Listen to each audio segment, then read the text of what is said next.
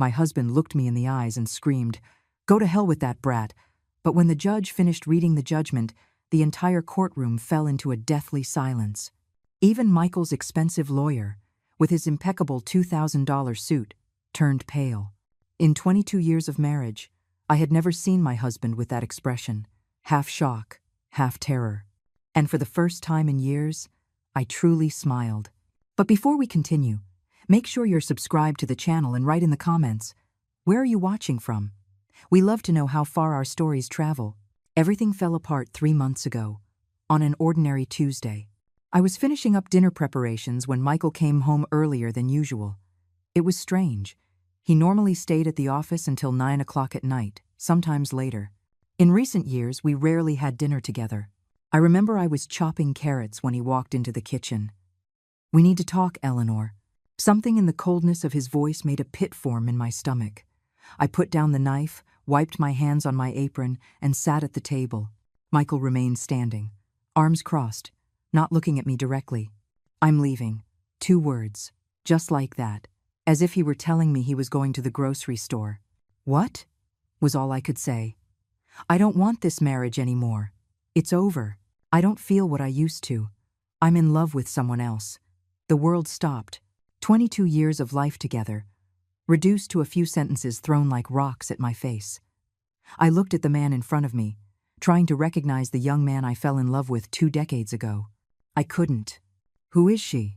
I asked, surprised by the calmness in my voice. "Does it matter?" "To me, it matters." He sighed, irritated. "Jessica, my assistant." Of course, the 27-year-old he had hired 6 months ago. Pretty, with that vibrant energy I had lost somewhere between raising our son, taking care of the house, and managing the finances of Michael's construction firm in the difficult early years of the business. "Michael, we have a son. We have a life together. We built all of this.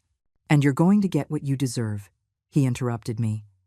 "I'll be fair, but my decision is made." That same night, he packed a bag and left. When Liam, our 17-year-old son, got home from a friend's house, I had to explain that his father had left us. His look of confusion turned to anger, then pain. We sat together on the sofa late into the night, in silence. The following days were a blur. Michael sent his lawyer with the divorce papers. The terms? I would get minimal alimony and a small condo in the suburbs. Everything else, the house we lived in, the construction company, the cars, the savings would stay with him. After all, according to the documents, he was the one who had worked to get all of it. I was just a stay-at-home mom. 22 years of my life, erased in an instant. As if I hadn't sacrificed my career so he could build his. As if I hadn't sold my grandmother's jewelry to finance his first venture when we were starting out. As if I hadn't stayed up late, night after night, organizing the accounts, doing spreadsheets, handling clients while he was in the field. I consulted 3 different lawyers. They all said the same thing. It would be an uphill battle. Without documented proof of my contribution, with everything in his name, I would probably only get the minimum. Chloe, my best friend from college, was outraged. "You can't accept that." "Eleanor, he would have nothing if it weren't for you. What can I do?" "I have no way to prove it," I replied, exhausted. "Hire Miss Kaplan," she said with conviction. "She's fierce. I've seen what she does in court. If anyone can help you, it's her." Miss Kaplan was known as the lawyer for impossible cases. She didn't have the status or the resources of the firm representing Michael, but she had something more important, a passion for justice and a razor-sharp intellect. When we met, she didn't give me false hope. "It will be difficult, Mrs. Santos, but we will fight with everything we have." And so our legal battle began. We gathered all possible evidence of my contribution over the years. Testimonies from former employees who saw me working at the company. Photos from events where I was clearly participating as a business partner, not just as a wife. Records of deposits I had made into Michael's personal account at the beginning of our marriage. Meanwhile, life continued at a strange pace. Liam withdrew into himself, dedicating himself to his studies with an almost feverish intensity. Michael rarely called him. When he tried to visit, Liam refused. The wound was too deep. A month after Michael left, I went to the mall and saw her. "Jessica, walking hand in hand with him, laughing. She was wearing a bracelet I recognized immediately. I had seen it in the catalog I left open on the nightstand, a hint for our upcoming wedding anniversary. Michael was never good at picking out gifts on his own. It seemed he had learned with her. I hid behind a column, feeling my heart break all over again. 22 years, replaced in the blink of an eye. That night, I cried until I had no tears left. Then I got up, looked at myself in the mirror, and made a promise to myself. I would not be defeated. Not after everything I sacrificed. The divorce proceedings dragged on. Michael became more and more aggressive in the negotiations, as if every passing day made him more determined to leave me with nothing. The man who once promised me eternal love now seemed to hate me with the same intensity. He's scared, Miss Kaplan told me one afternoon. Men like your husband become dangerous when they feel they're losing control. And then, 2 weeks before the final hearing, I received an unexpected phone call. A male voice with a foreign accent. Mrs. Eleanor Santos. My name is Mr. Alistair Finch. I am the executor of the will of your great-uncle, Arthur Villegas. There must be a mistake, I replied. I don't have an uncle with that name.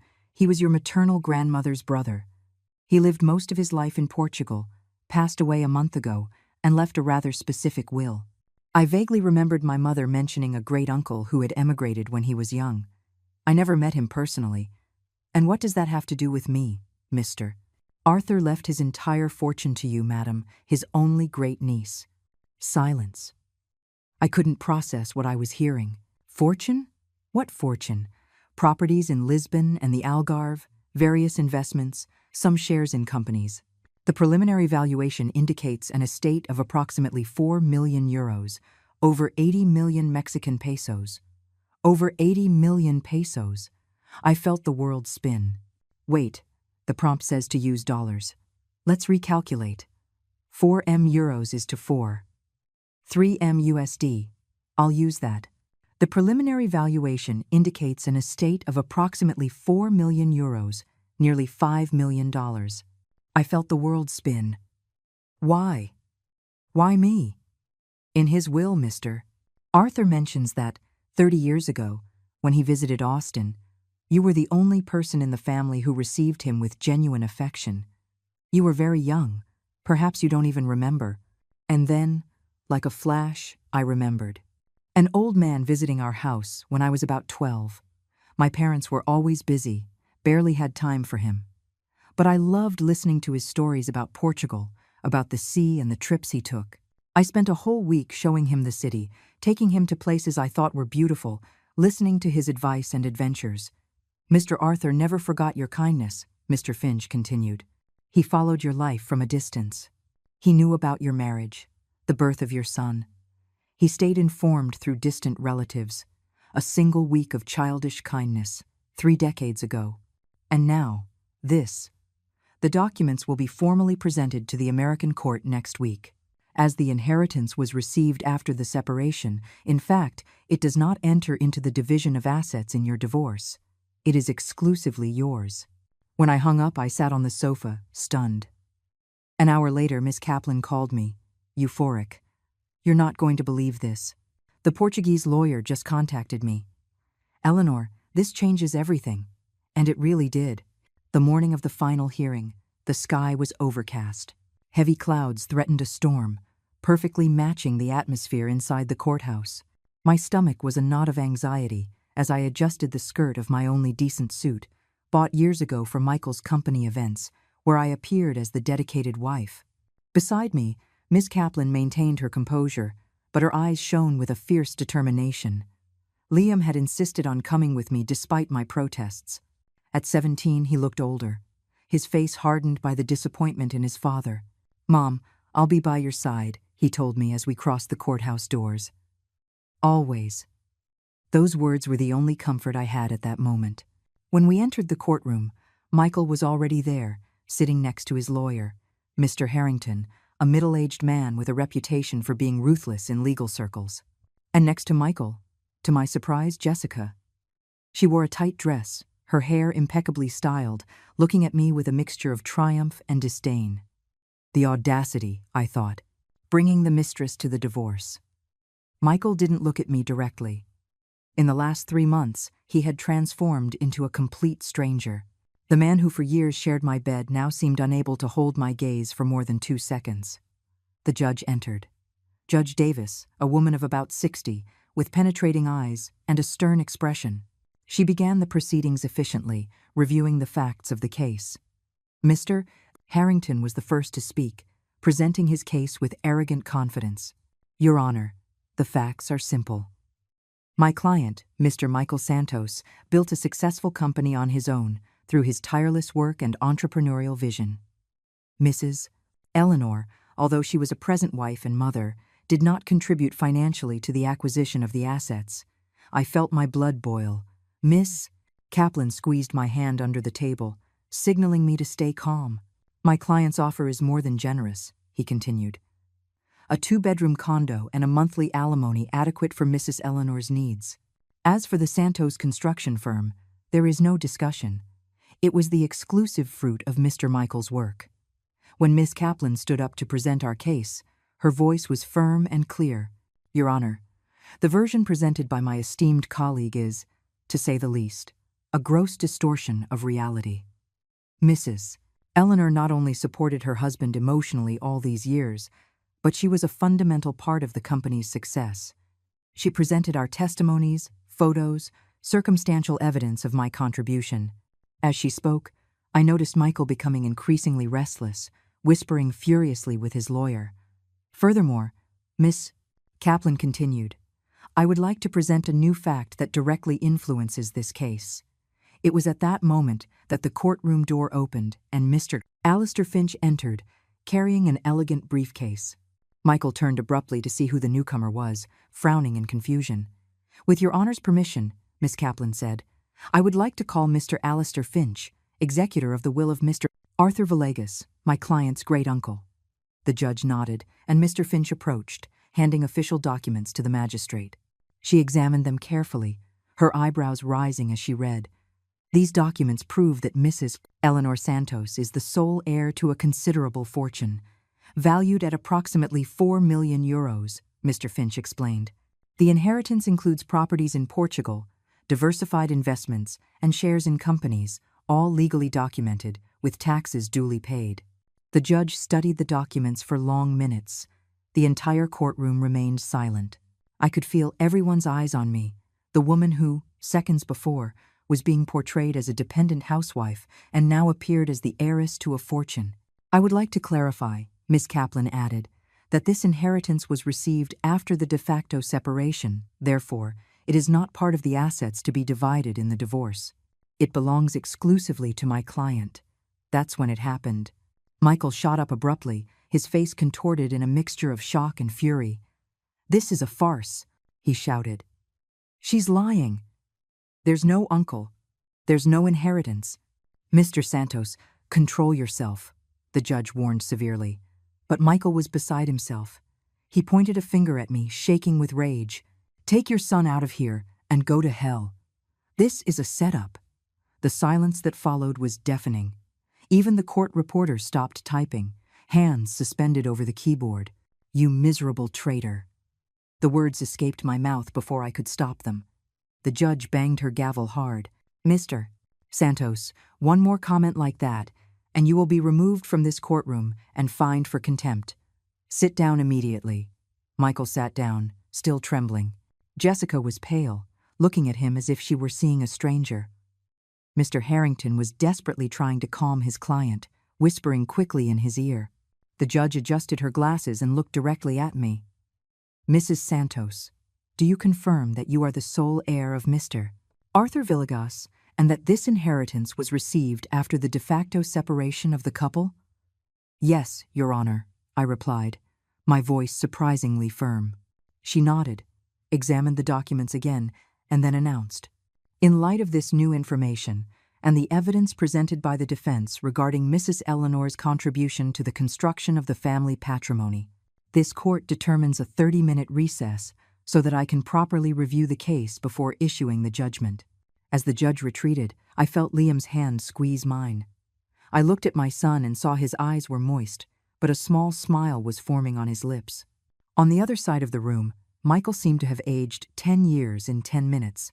He alternated between staring into space and shooting furious glances at me. Jessica had moved slightly away from him, constantly checking her phone, as if looking for an escape route. "Are you okay, Miss?" Kaplan asked quietly. I didn't know how to answer. I was stunned, exhausted, relieved, and terrified all at the same time. The last 3 months had been a nightmare, and now, suddenly, the script had completely changed. "I think so," I managed to say. The recess seemed to last an eternity. Liam went to get me some water while Miss Kaplan reviewed her notes. On the other side of the room, Michael and his lawyer were in a heated discussion. At one point, Jessica stood up abruptly and left the courtroom without looking back. Michael didn't even seem to notice. When the judge returned, the courtroom was plunged back into silence. She settled into her chair, looked at both sides, and began to speak. "This court has carefully analyzed all the evidence presented. It is clear that Mrs. Eleanor Santos contributed significantly to the construction of the family patrimony, not only through domestic work and child rearing, but also with direct participation in the couple's business, especially in the initial years." Michael shifted in his chair but remained silent. Furthermore, the judge continued, "Mr. Michael Santos's conduct during this process shows a lack of respect not only for his ex-wife, but also for this court." She paused, as if carefully choosing her next words. "Therefore, I determine the division of assets as follows. The Santos construction firm will be divided in a proportion of 60% for Mr. Michael and 40% for Mrs. Eleanor, thus recognizing her contribution.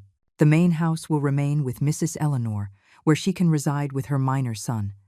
The other assets will be divided equally." The courtroom fell into a deep silence. The judge continued, her firm voice echoing through the room. "As for the inheritance received by Mrs.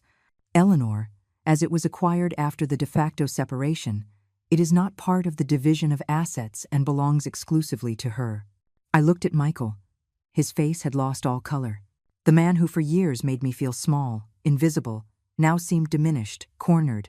Furthermore, the judge went on, "Considering Mr. Santos's inappropriate behavior during these hearings, he will be responsible for all court costs and attorney's fees." She banged the gavel once, sealing the fate Michael had carved out for himself. "Court is adjourned." Miss Kaplan hugged me tightly. "We did it, Eleanor. We did it." I was still processing what had happened when I noticed Michael approaching, Mr. Harrington desperately trying to restrain him. Liam instinctively stepped between us. "Better not, Dad," he said with a coldness I had never heard from him before. Michael ignored his son, his eyes fixed on me. The hatred was gone, replaced by something even more disturbing. Desperation. "Eleanor," his voice was different, almost pleading. "Can we talk? We need to resolve this like adults." Miss Kaplan stepped forward. "Any communication with my client must be made through my office, Mr. Santos." "That's ridiculous," he exclaimed. 22 years together, and now you won't even talk to me?" Something broke inside me. 22 years together, and he had thrown it all away as if it meant nothing. We had built a life, a family, and he destroyed it all for a whim. "Now you want to talk?" I asked, my voice trembling slightly. "Now? After treating me like garbage for months? After trying to leave me with nothing? After not even calling your own son?" "I made a mistake," he whispered, lowering his voice so only I could hear. "Jessica just broke up with me. She said this isn't what she wanted. Eleanor, please, can we start over?" I stared at that man, the same brown eyes that once made me lose sleep, the same smile that won me over. But now all I saw was a stranger. "No, Michael, we can't." I turned around and walked out of the courthouse with Liam and Miss Kaplan. Outside, the sky had cleared. The threatening storm had given way to a sunny afternoon, a perfect symbol of how I felt. In the following weeks, my life transformed completely. Mr. Finch helped me with all the paperwork related to the inheritance. Miss Kaplan oversaw the division of assets from the divorce.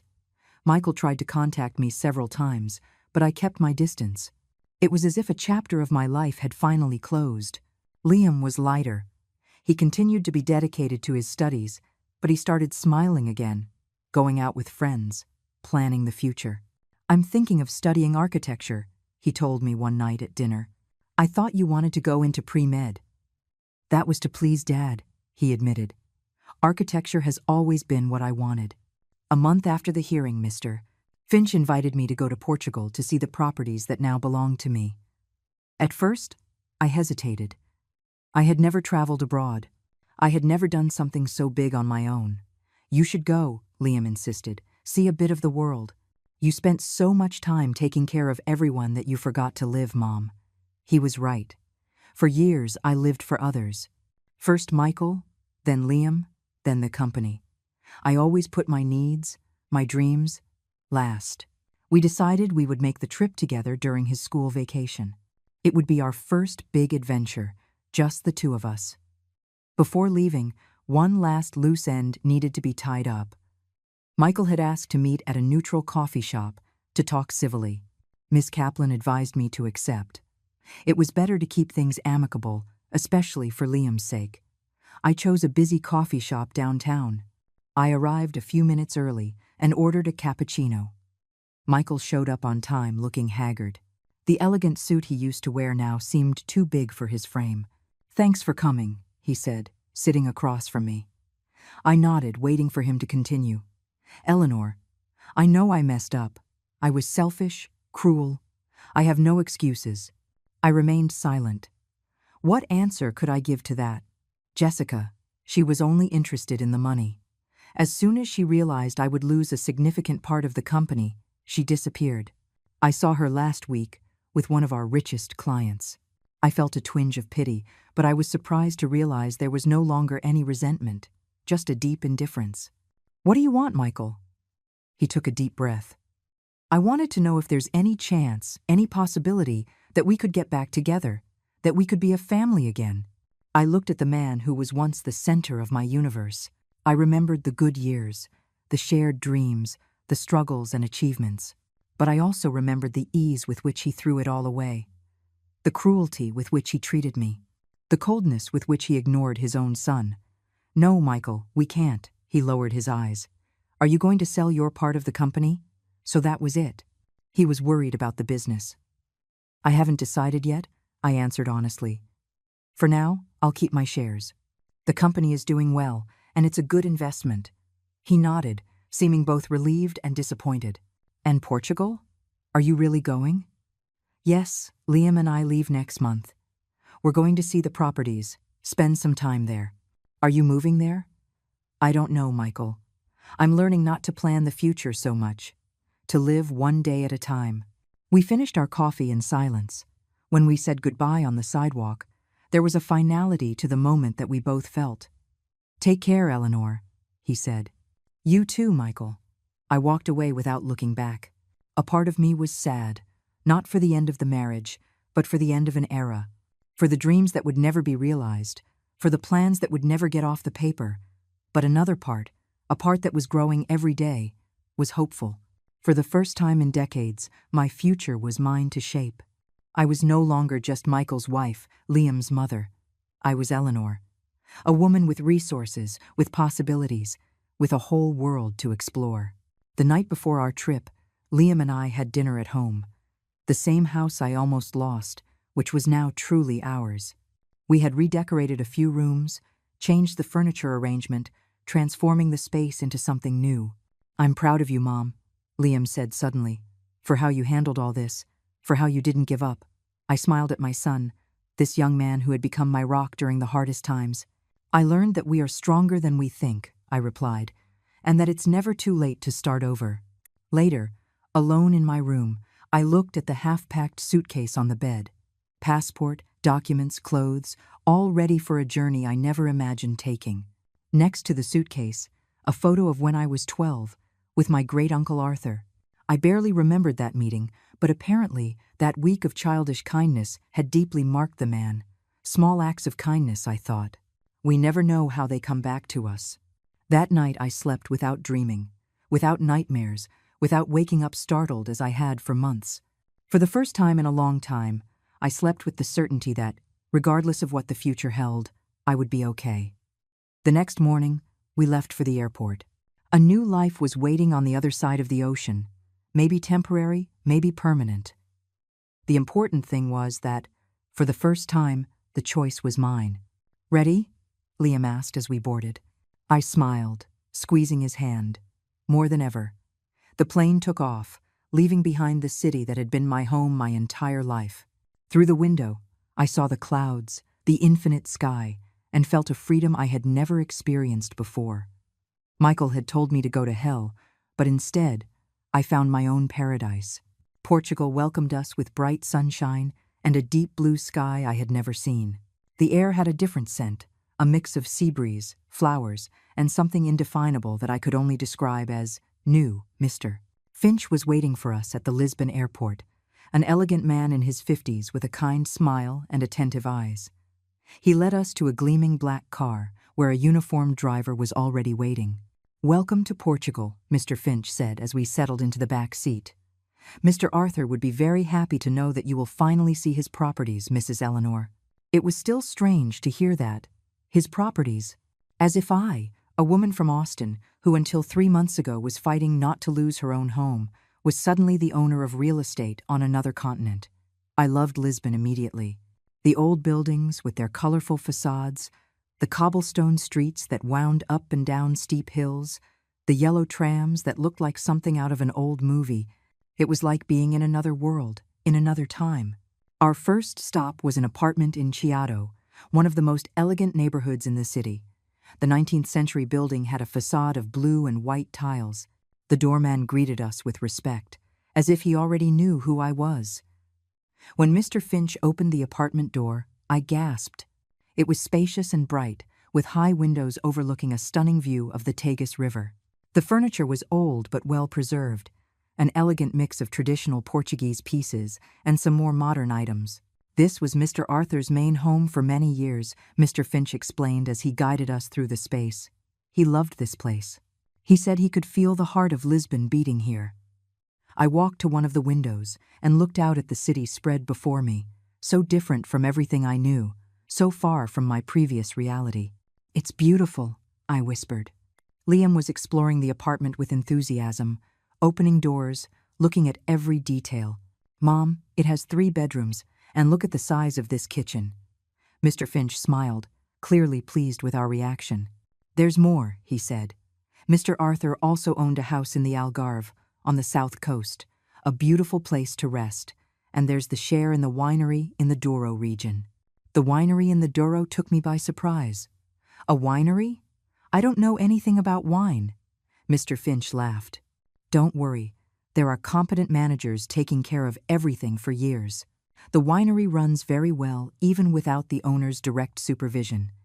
It generates a considerable profit, in fact."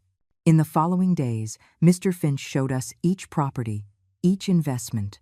The house in the Algarve was a seaside villa with white walls and a lush garden. The winery in the Douro was set on gentle hills, covered in vineyards, that descended to the river in perfectly aligned terraces. In each place, the employees and managers received us with respect and curiosity. To them, I was the mysterious great niece who had inherited everything. I imagined they wondered how an ordinary woman from Austin had suddenly become the owner of part of their country. At the winery, the head winemaker, Mr. Henderson, guided us through a tasting while explaining the production process. "This particular wine," he said, offering us a glass of a robust red, "was Mr. Arthur's favorite. It's produced with grapes grown in the oldest vines on the property." I tasted the wine, feeling its complex flavor, the way it evolved in my mouth. I had never been a wine connoisseur. Michael always chose what we drank, usually to impress his clients. But there was something in that moment that touched my soul. "It's extraordinary," I commented sincerely. Mr. Henderson smiled with approval. "You have a good palate, like your uncle." After a week of exploring the properties and meeting the people who worked in them, Mr. Finch invited us to dinner at his home in Lisbon. It was an elegant but cozy apartment where his wife Maria welcomed us like old friends. During dinner, he handed me a small wooden box. "Mr. Arthur left this specifically for you, to be delivered when you first visited Portugal." I opened the box carefully. Inside was an antique gold pocket watch with engraved initials and an envelope. I opened the envelope, and found a handwritten letter, with elegant but slightly shaky calligraphy. My dear Eleanor, if you are reading this letter, it means you have finally seen Portugal and the properties that are now yours. I hope you liked what you saw.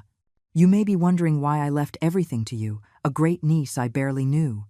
The answer is simple: because you saw me.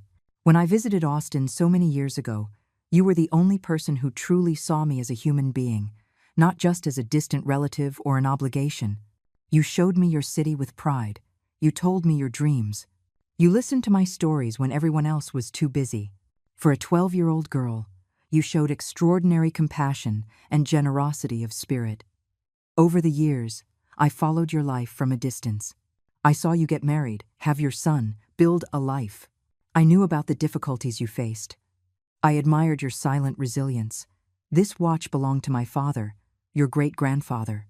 Carry it as a reminder that time is the only truly valuable asset we possess. Use it wisely, Eleanor. Live every moment. Build the life you desire, not the one others expect of you. With affection, your Uncle Arthur. Tears were running down my face when I finished reading. Liam, sitting next to me, put his arm around my shoulders. Are you okay, Mom? I nodded, unable to speak for a moment. Finally, I looked at Mr. Finch and Maria. Did he really watch me all these years? Mr. Finch confirmed.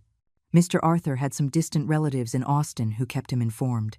He cared a lot about you, although he chose not to intervene directly in your life. He used to say that each person must chart their own path. I looked at the watch in my hand, feeling its weight, its history, an object that had crossed generations to reach me. Thank you for sharing this with me, I told Mr. Finch, for helping me get to know a little more about the man who changed my life without me even knowing it. On the way back to the apartment in Lisbon, I was silent, absorbing everything I had experienced, everything I had learned. Liam respected my silence, looking out the window at the city lights passing like shooting stars. What would you think if we stayed longer? I asked suddenly. Liam turned to me, surprised. Like, extend the trip? Not just that. I was thinking, what if we spent a year here? You could do your senior year of high school at an international school. I could learn to manage the properties, get to know this place better. Liam was thoughtful for a moment. Then, a slow smile spread across his face. That would be awesome, Mom. I'd love that. Are you sure? It would be a big change. You'd be away from your friends. Mom, he interrupted gently. After everything we've been through, I think a change is exactly what we need. Besides, I can keep in touch with my friends online, and it would be a unique experience before college. His enthusiasm was contagious. I felt a wave of gratitude for having such an understanding son, so open to possibilities. The next morning, I discussed the idea with Mr. Finch. He didn't seem surprised.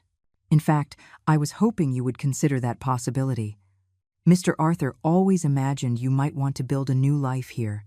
He explained that, as an American citizen, I could apply for residency in Portugal based on my investments in the country. Liam could enroll in the international school the next semester. As for the properties in Austin, the house and my share in the construction company could be managed remotely with the help of trusted professionals. The following weeks were a whirlwind of activity. We returned to Austin to organize everything, enrolling Liam in a school in Lisbon, preparing documents for our move, arranging the house. Miss Kaplan helped me with the legal side, ensuring my interests in the construction company were protected while I was away. We hired an administrator to oversee my part of the business. Michael reacted with disbelief when he learned of our plans. Portugal? You're really taking our son to another country? Yes, Michael. Liam is excited about the idea. It will be an enriching experience for him before college. And the construction company? Are you going to abandon the business we built? That irritated me. After everything he had done, after trying to cut me out completely, now he spoke as if we were partners. I hired a competent administrator to oversee my interests. The company will continue to function normally. He seemed to want to say more, but held back. Maybe he had finally realized that he no longer had the right to question my decisions. Chloe was the hardest to convince. My friend of so many years cried when I told her I was leaving. Who's going to have coffee with me on Tuesdays? Who's going to listen to me complain about work? I hugged her tightly. We'll video call every week. And you have to visit. The beaches in the Algarve are incredible. You're going to love them." She wiped her tears and tried to smile. "Promise?" "I promise. This isn't goodbye, Chloe. It's just a see you later." The night before our final departure for Portugal, Liam and I had dinner at home. The last meal we would have there for a long time. The house was practically empty, most of the furniture sold or donated. We kept only a few special pieces that would be shipped to Lisbon. We sat on the living room floor, eating pizza straight from the box, like we used to on movie nights when Liam was younger. "You know, Mom," he said between bites, "I never imagined our life would change so much in such a short time." I smiled, thinking how true that was. Just a few months ago, I was desperate, fighting not to lose everything. Now, we were about to start a new life on another continent. "Life is unpredictable," I replied. "Sometimes, the worst situations end up taking us down paths we never dreamed of." "Like Dad leaving us," Liam said, his voice neutral, stating a fact without the resentment that once dominated him. "Yes, it was painful, terrible, but it brought us here." Liam took the last slice of pizza. "Do you think we'll adapt there?" "I think so. It will be different, of course. We'll have to learn a lot of new things, but it will also be exciting." "And what are you going to do with the winery? And with the other properties?" It was a question I had been asking myself. Until a few months ago, my life was managing the house, helping at the company when Michael allowed it, and taking care of Liam. Now, suddenly, I was a businesswoman with properties on 2 continents. "I'm going to learn," I answered honestly. "I'm going to study, listen to the people who already work there, understand how everything works before making any decisions." Liam nodded, seeming satisfied with my answer. "I'm proud of you, Mom. A lot of people would have fallen apart after what Dad did, but you got stronger." His words touched my heart. During the years of marriage, I slowly lost my identity, my confidence. I became Michael's wife, an accessory in his life. The painful divorce, the fight for my rights, and now this unexpected inheritance forced me to rediscover who I was, what I wanted. "Thanks, son. That means a lot to me." We slept on the floor that night, on makeshift mattresses, like campers in our own home. At dawn, the taxi arrived to take us to the airport. I gave one last look at the house where I lived for so many years, where I raised my son, where I laughed and cried. "Goodbye," I whispered, closing the door for the last time. The first year in Portugal was a period of adaptation and discovery. Lisbon, with its 7 hills and view of the Tagus River, became our new home. The apartment in Chiado, which initially seemed so foreign and impressive, gradually transformed into a cozy space filled with our own memories. Liam adapted with the characteristic ease of youth. The international school was multicultural, with students from dozens of different countries. Before long, he had formed a new circle of friends and was learning European Portuguese, laughing at the differences between our American accent and the local one. "They think we talk like we're singing," he told me one day, imitating the Portuguese accent with comic exaggeration. For me, the adaptation was more gradual. There were so many things to learn, so many new responsibilities. Mr. Finch became my guide in the labyrinth of owning multiple businesses. I hired a financial advisor recommended by him, a Portuguese man educated in London named David, who had a knack for explaining complex concepts in a simple and clear way. "You have a very solid financial position," David explained in our first meeting. "The properties are well maintained, the businesses are profitable, and the investments are diversified." Mr. Arthur had an excellent sense for business. Under his guidance, I began to better understand the empire I had inherited. The winery was particularly fascinating. I visited it monthly, spending days learning about viticulture, the winemaking process, the history of the region. Mr. Henderson, initially reserved, gradually opened up, sharing not only his technical knowledge but also the stories and traditions of the Douro. On one of these visits, he took me to a small cellar where they kept special bottles. "This is our treasure," he said, showing rows of dusty bottles. Some of these vintages are over 50 years old. I looked at the bottles with reverence, lightly touching their yellowed labels. "Mr. Arthur liked to say that a good wine is like life," Mr. Henderson continued. It needs time, patience, and sometimes a bit of luck with the weather. But mostly, it needs love. Those words stayed with me. Time, patience, luck, love. Wasn't that exactly what I was trying to rebuild? My life, after the storm of the divorce, needed those same elements. I began to get more actively involved in the winery's management. Not that I had technical knowledge. That was Mr. Henderson's and his team's job. But I started thinking strategically about the business. We hired a digital marketing specialist to expand our online presence. We opened the property to limited tourist visits, offering exclusive tastings. We sponsored cultural events in Lisbon and Porto. Slowly, the brand began to gain recognition. Sales increased. Mr. Henderson, initially skeptical of my American ideas, as he called them, began to look at me with new respect. "You have an instinct for business, like your uncle," he commented one afternoon as we reviewed the quarterly results. Those words meant more to me than he could imagine. For years, Michael had excluded me from any decision related to the construction company, insisting that I didn't understand business, that my place was at home. Discovering that I did, in fact, have a talent for management was like reclaiming a part of myself that had been denied for so long. At home, Liam and I established a new routine. We had dinner together every night, sharing the day's experiences. On weekends, we explored Portugal, the beaches of the Algarve, the medieval villages of the interior, the historic monuments of Lisbon and its surroundings. It was as if we were discovering the world together, mother and son, partners in this new adventure. The house in the Algarve became our refuge during school holidays.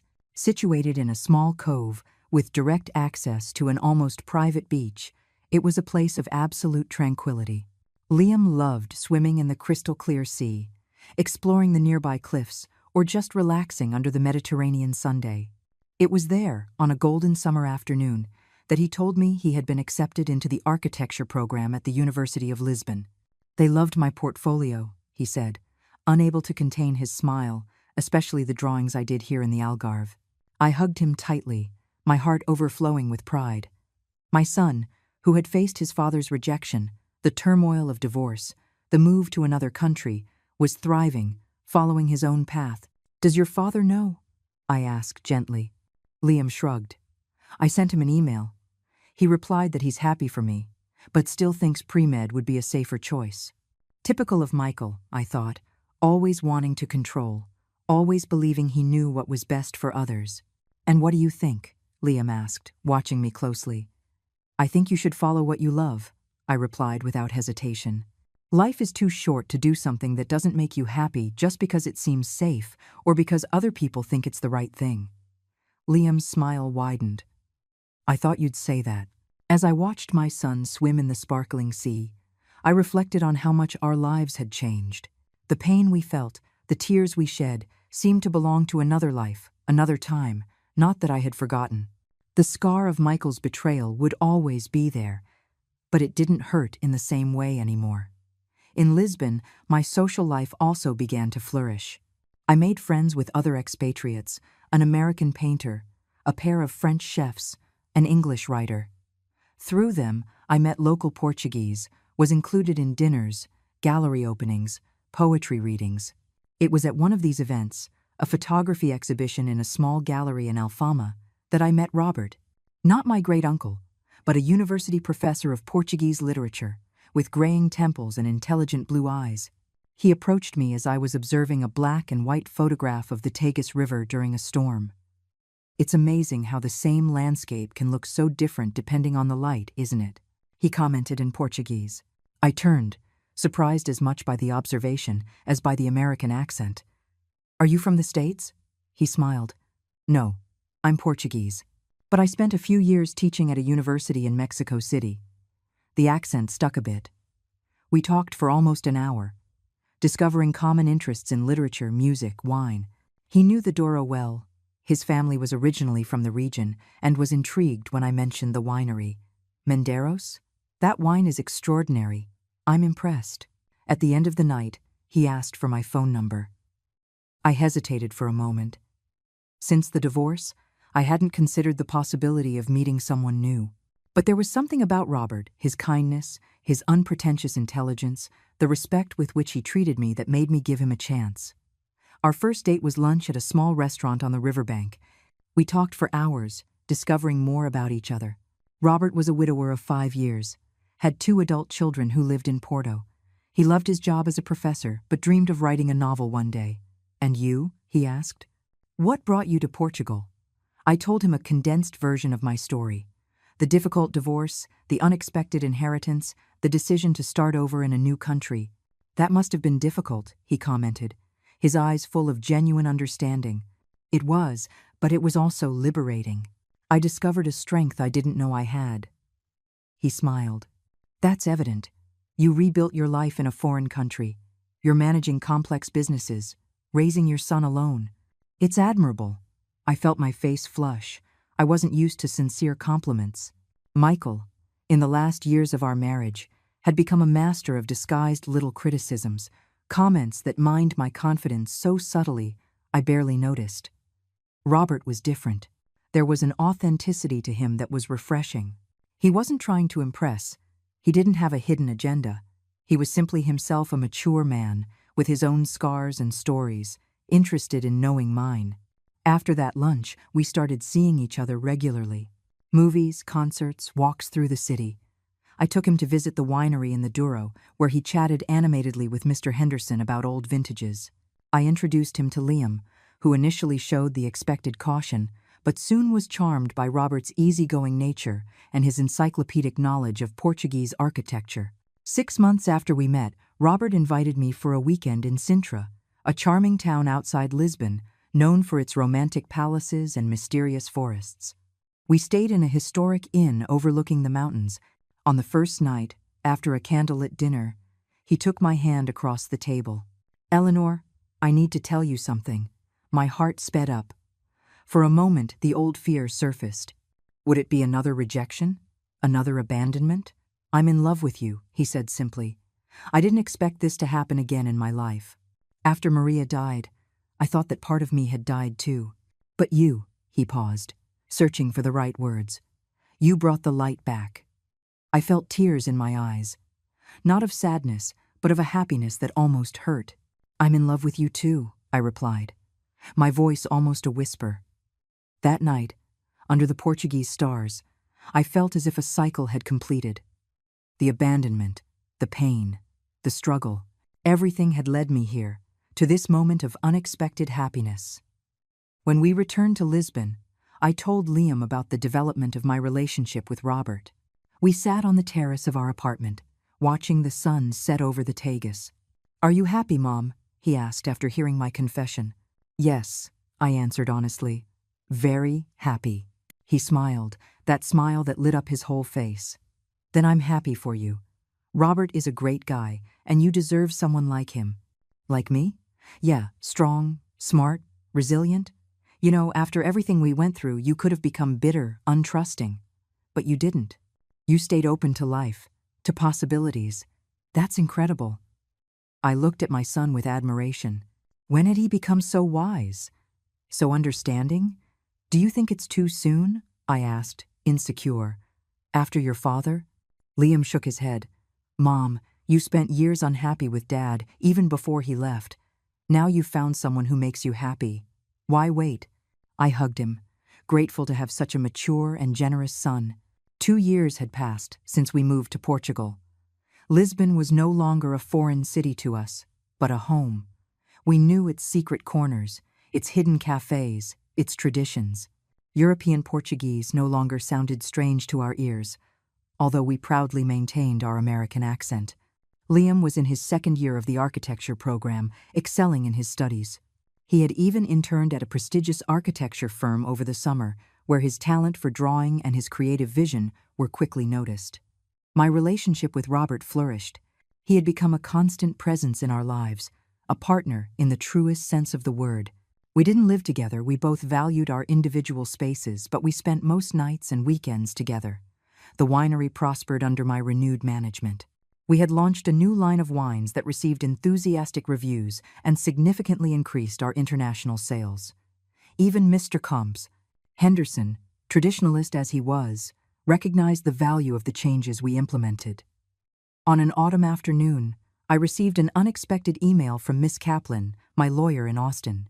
Eleanor, I hope all is well with you and Liam in Portugal. I have news you should know. The Santos construction firm is facing serious financial difficulties. According to information from the administrator you hired, Michael made a series of risky investments that didn't pay off. The company is on the verge of bankruptcy. Michael tried to sell your share, the 40% you hold, without your authorization, but was legally blocked. Now he is desperate for capital to save the business. I thought you should know before he tried to contact you directly, Miss Kaplan. I stared at the screen, stunned. The Santos construction firm, the business I helped build from the beginning, that represented years of my life, was about to collapse. I didn't feel joy at the news, as perhaps the Michael of 2 years ago would expect. I didn't feel satisfaction knowing he was failing without me.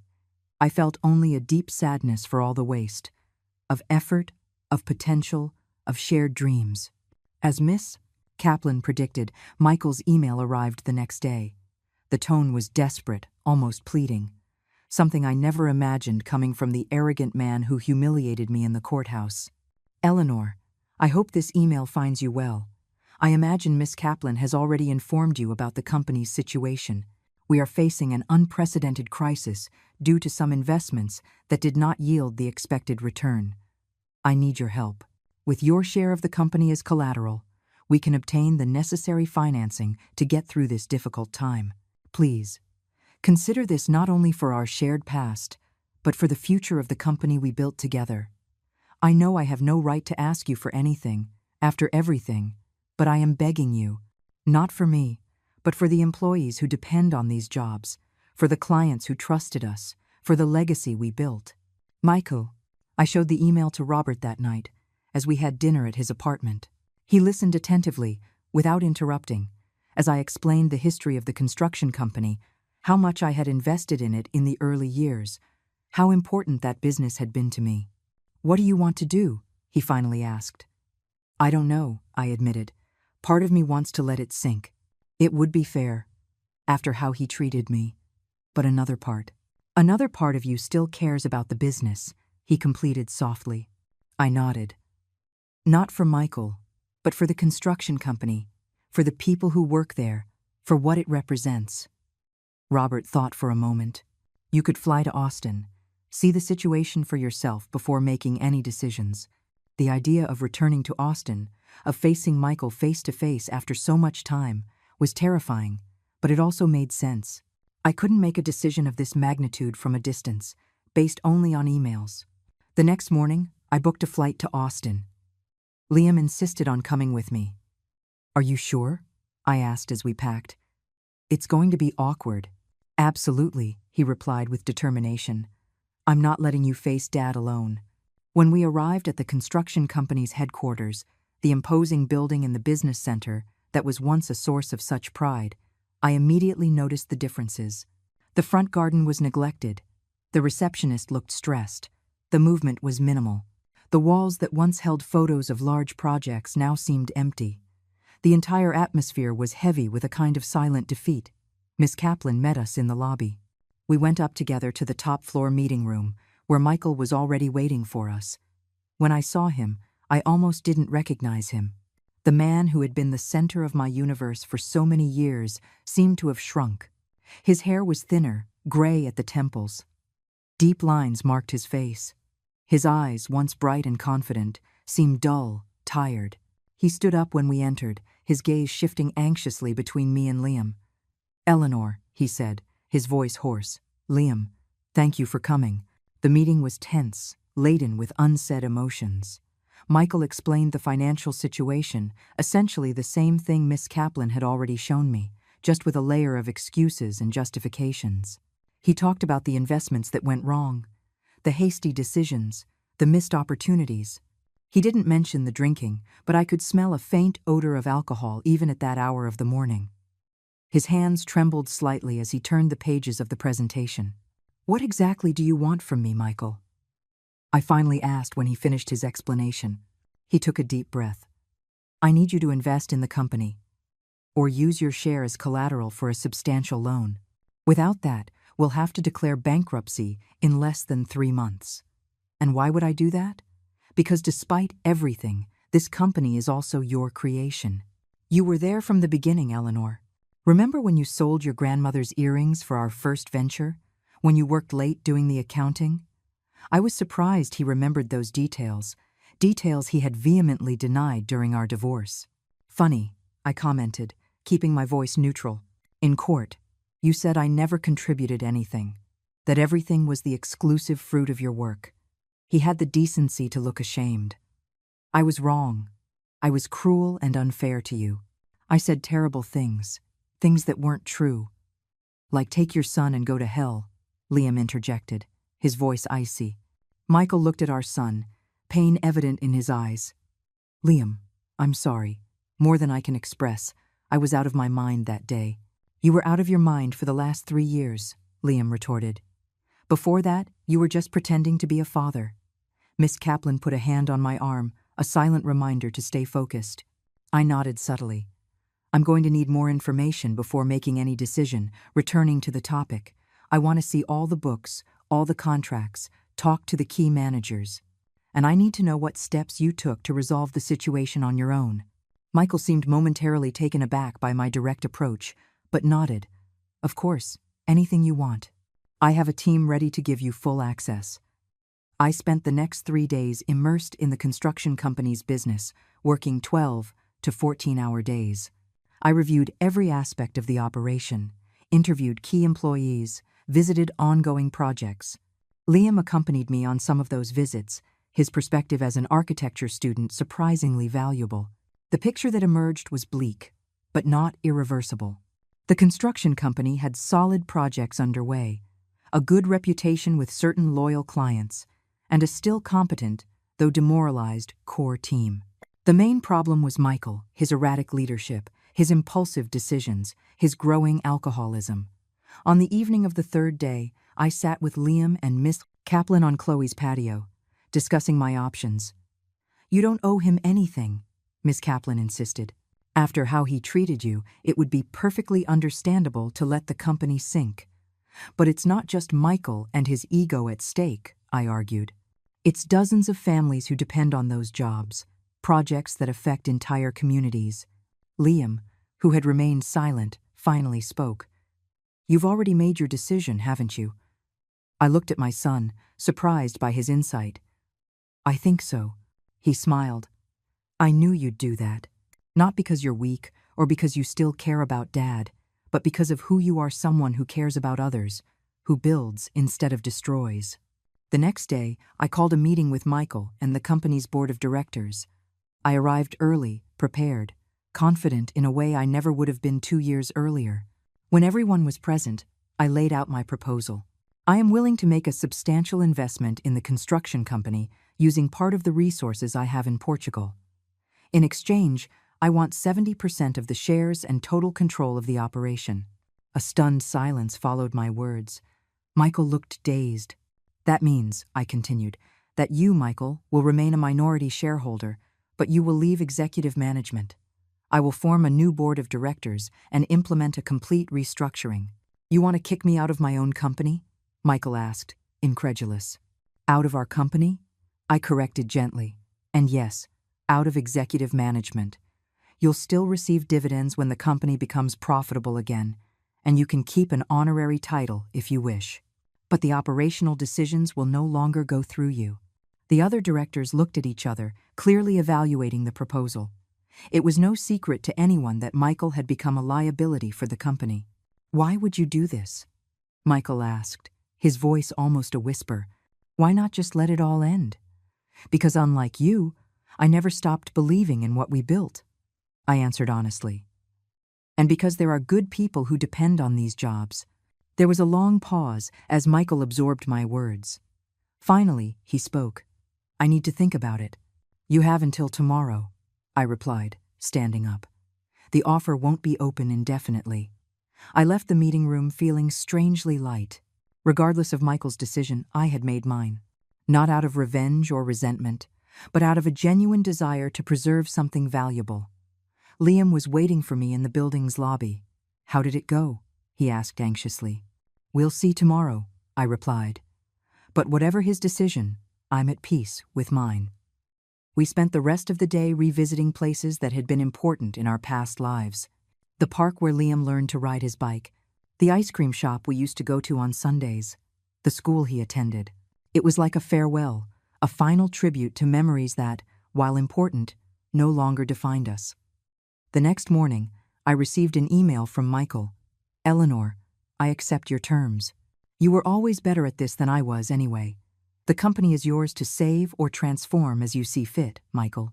Just like that, the empire he had guarded so fiercely, for which he had sacrificed our marriage, now handed over with a silent admission of defeat. Miss Kaplan helped with the necessary paperwork. Within a week, I was officially the majority shareholder and CEO of Santos Construction. I immediately began implementing changes. I brought back key employees who had been fired.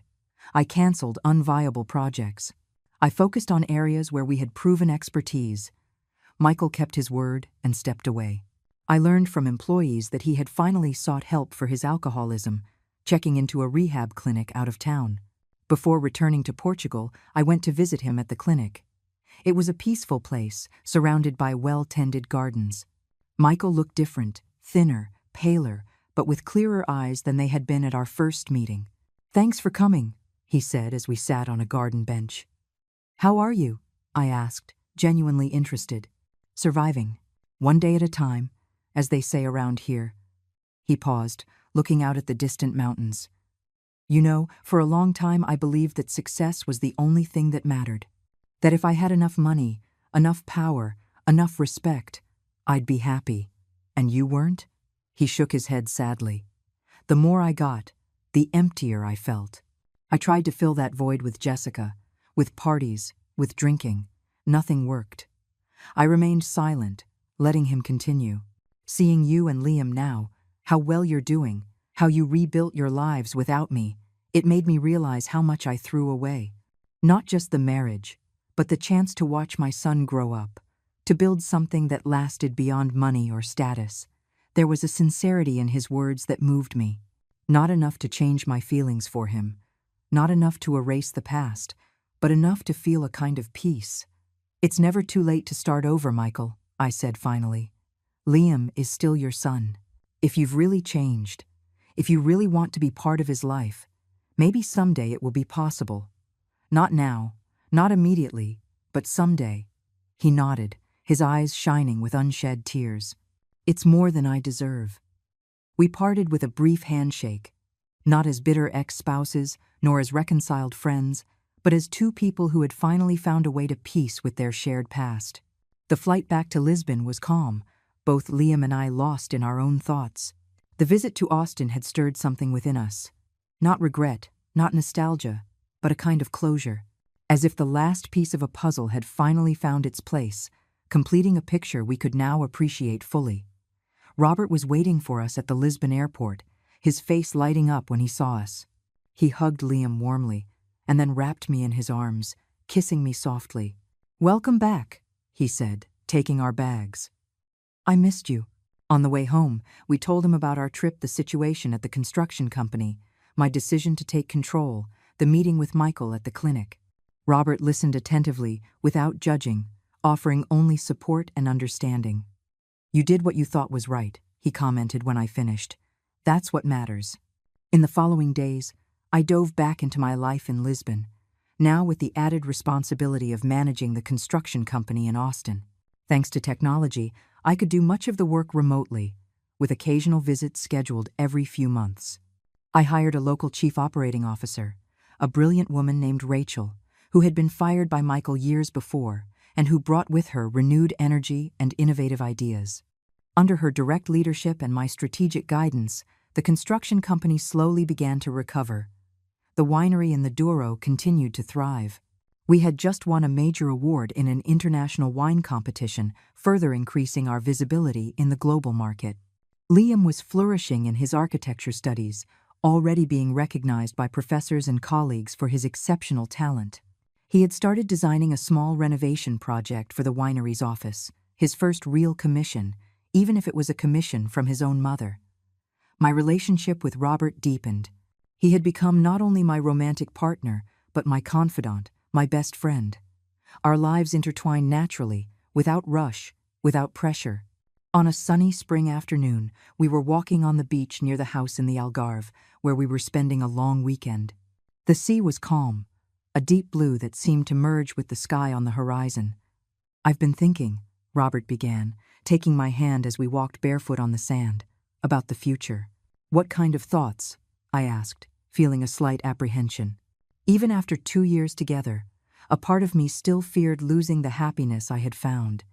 He stopped, turning to look at me with those blue eyes that already knew every corner of my soul. "I would like to spend the rest of my life with you, Eleanor. Not necessarily married, unless you want to, but together. Maybe in this house, which you love so much, maybe traveling the world when I retire, maybe just sitting side by side, reading quietly on winter nights." I felt tears welling up in my eyes, not of sadness, but of a happiness so deep it almost hurt. "I want that too," I replied, my voice thick with emotion. He smiled, that smile that still made my heart race. "Then it's decided." There was no formal proposal. There was no ring. We didn't need those formalities. We were two adults who had lived enough to know what really mattered. The following week, I told Liam about our decision to live together. We were at the small coffee shop near the university where we used to meet for lunch once a week. "Robert and I are thinking about sharing a house," I said, watching his reaction carefully. Liam smiled, that smile that lit up his whole face and reminded me of the boy he had been. "It's about time, don't you think? You practically live together anyway. Are you okay with that?" He put his hand on mine. "Mom, I'm 20. I'm in college. I'll have my own apartment soon. I want you to be happy. Robert is an amazing guy. You deserve each other." I felt my heart overflow with love for this young man I had raised, so different from his father in so many important ways. "You know there will always be room for you in our house, no matter where it is, right?" "Of course I know," he replied with a confidence that moved me. "But I think it will be good for you to have your own space, your own life." We decided that the house in the Algarve would be our main home. Robert was already planning to retire from the university at the end of the academic year, and I could manage my businesses from anywhere. We would keep the apartment in Lisbon for when we needed to be in the city, for my meetings or to visit Liam. Liam himself was excited about the prospect of having the Lisbon apartment more to himself, although he knew he would always be welcome in the Algarve. Life had reached a balance I never imagined possible in the bleak days after Michael left me. I was financially independent, emotionally fulfilled, surrounded by people who loved me for who I was, not for what they could get from me. One afternoon, while working in my office at the Algarve house, I received an unexpected email from Michael. "Eleanor, I hope all is well with you and Liam in Portugal. Things here are gradually getting better. I completed the rehab program and have been sober for 6 months. One day at a time, as they say. The construction company is unrecognizable in the best possible way. Rachel has done an exceptional job, and your strategic guidelines have been precise. The employees are motivated again. The market reputation is recovering. I'm writing because I finally understood something you tried to show me years ago, that companies are made of people, not just numbers and contracts. That relationships matter more than status. That integrity is worth more than appearances. I never properly thanked you for saving the company when you could have just let me sink. It was an act of generosity that I didn't deserve, but for which I will be eternally grateful. I also wanted to say that, if Liam ever wants to reconnect with me, I'm here. I understand he may need time, maybe forever, and I will respect his decision, whatever it is. I wish you all the happiness in the world. Michael." I read the email several times, feeling a strange mix of emotions. There was no more anger, no more resentment. Just a kind of melancholy for what could have been, for the lost years, for the wrong choices. I showed the email to Liam when he came to visit us on the weekend. He read it in silence, his face unreadable. "What do you think?" I asked gently when he finished. He thought for a moment. "It seems sincere. Do you want to reply, or maybe meet with him when we go to Austin next time?" Liam looked at the sea through the window, thoughtful. "I don't know yet. Maybe someday. But not now. I'm not ready." "That's okay," I replied, hugging him. "There's no rush. You decide when, and if, you want to reconnect. As I watched my son walk on the beach that afternoon, I thought about how unpredictable life was. How Michael's harsh words in the courtroom, "Take your son out of here and go to hell," had ironically paved the way for a life much richer and fuller than the one we had before. Not that we hadn't suffered. We suffered intensely. Not that we hadn't faced challenges. We faced many. But we emerged stronger, more complete, more authentic. That night, as Robert and I drank wine on the terrace, watching the sky transform into a spectacle of colors at sunset, I felt a deep peace. Not the peace of someone who never faced storms, but that of someone who learned to navigate through them and found a safe harbor. "What are you thinking about?" Robert asked, noticing my contemplative silence. "About how life takes us down unexpected paths," I replied. "About how sometimes we need to lose something to find something better." He nodded, understanding without me needing to explain further. It was one of the things I loved most about him, his ability to understand the silences between my words. "You know what I think?" he said, filling our glasses again with the award-winning red wine from our winery. "I think you were never really lost, just temporarily disoriented." I smiled, reflecting on his words. Maybe he was right. Maybe, even in the darkest moments when Michael humiliated me in court, when I was fighting not to lose everything, a part of me already knew I would find my way back. Not to what I was before, but to something new, something better. "To you," I toasted, raising my glass, "for helping me find my north." "To us," he corrected gently, "for navigating together from here on out." As the sun disappeared over the horizon, I thought of all the people who had helped me get there. Liam, with his quiet strength and unwavering loyalty. Chloe, with her unconditional friendship. Miss Kaplan, with her fierce determination. Mr. Finch, with his kindness and guidance. Uncle Arthur, with his unexpected and transformative legacy. And yes, even Michael, whose actions, though painful, forced me to rediscover my own strength, my own identity. The courtroom had fallen silent that day, so long ago, when the judge revealed my unexpected inheritance. But the real silence, the silence of inner peace, of self-knowledge, of acceptance that I only found much later on the beaches of the Algarve, in the vineyards of the Douro, in the streets of Lisbon. And in that silence, I finally heard my own voice, clear, confident, and true. Now, if you liked this story, click subscribe, and tell me in the comments, what part made your jaw drop? Oh, and don't forget to become a member to get access to exclusive videos I don't post here. I'll see you there.